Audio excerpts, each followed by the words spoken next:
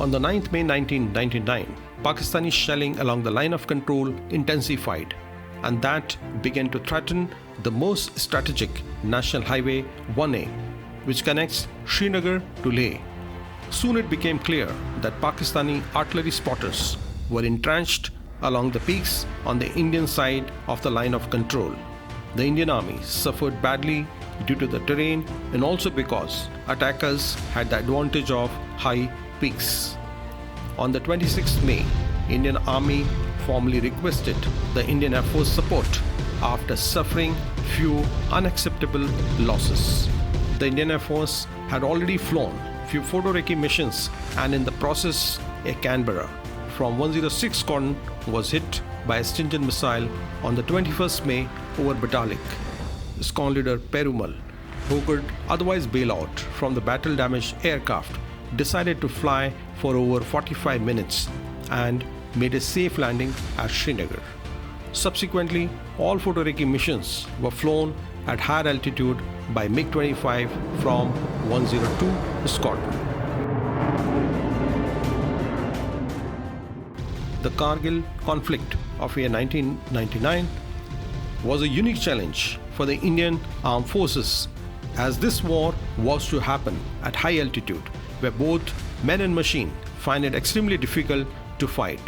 Both helicopters and aircraft, when attacking from a height, need sufficient power to maneuver and engage enemy targets, and in rarefied atmosphere, carrying heavy armament becomes a risky business.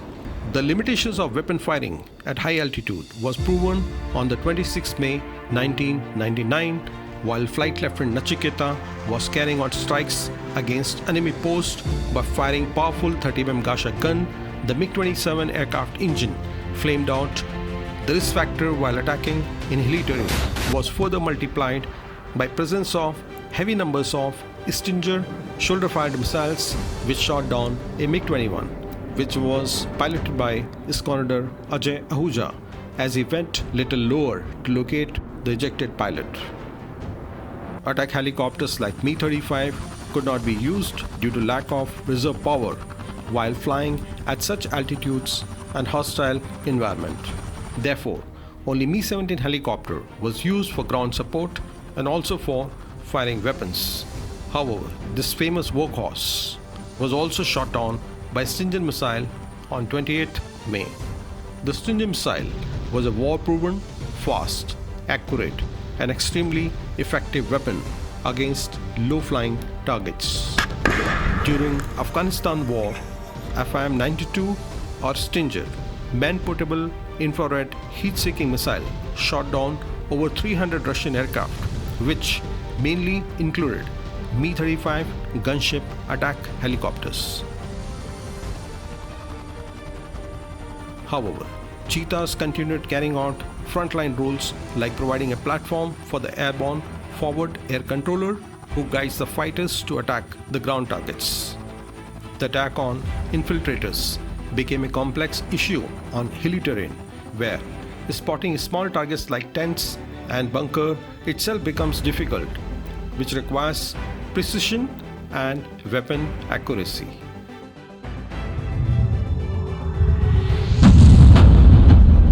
In mountains, a miss of few yards could mean missing the target entirely due to undulating terrain and masking effects.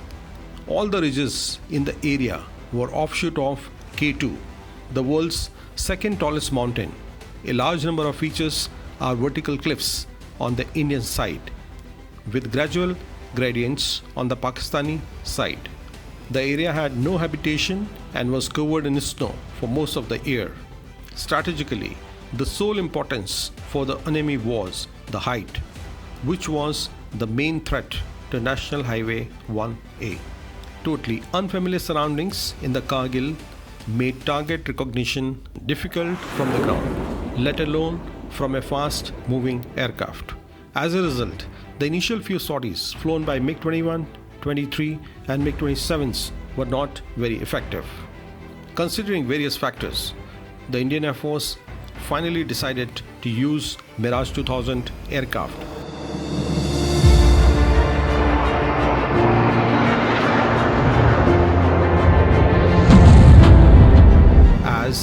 could carry desired weapons and also attack with precision.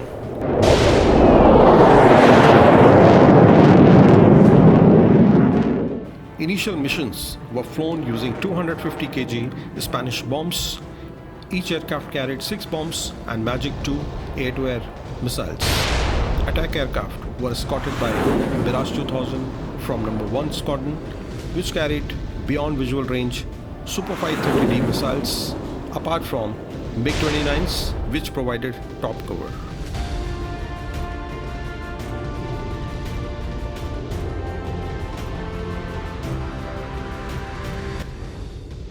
The attacks took place initially on point 5140 near Tololing in the Dras sector. The Indian Army reclaimed this position on 20th June. No. 7 Squadron made approximately 200 airstrikes on Muntudhalo, Tiger Hill and point 4388 in Dras sector. On the 17th June, a major supply depot at Muntudhalo in the Batalic sector was bombed by 250 kg bombs. This target was a major supply base in that sector, and the bombing killed over 100 Pakistanis along with destruction of many structures. On June 24th, the enemy battalion headquarters on Tiger Hill top was hit by 2 Mirage 2000 employing the Payway laser guide bombs. This was the first operational use of a LGB by the Indian Air Force, and Wing Commander Raghunath Nambiar at that time was the pilot in command. Initially, Mirage 2000s were equipped with Thompson CSF laser designated point to drop Matra 1000 kg LGBs to destroy reinforced concrete targets. No doubt, they were highly capable but very expensive. Therefore, normal 1000 pound bombs were modified with Payway laser guide bomb kits for the bombing operation. Tiger Hill is 16,600 feet high, and targets were 7 Arctic tents, which made good camouflage sense in winter, but in summer, with most of the snow melted away, they stood out as a white tents in contrast against the black rock formation. For eliminating the target, lightning pod was used, which ensured a direct hit on the target. During the LGB travel towards the target, aircraft was maneuvered away to maintain the standoff distance while still illuminating the target till impact. Only 9 LGBs were dropped during the whole operation, 8 by the Mirage fleet and 1 by a Jaguar. The strike proved to be particularly effective, causing severe damage to the enemy. It also gave Indian Army troops a tremendous morale boost. After continuous air attacks, the Indian Army recaptured Tiger Hill on the 4th July after an 11-hour night battle.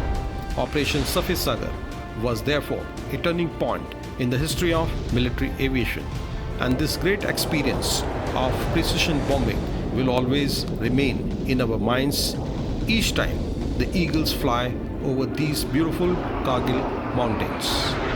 On this day, we salute our air warriors and war heroes who made a supreme sacrifice to safeguard our motherland. Jai Hind.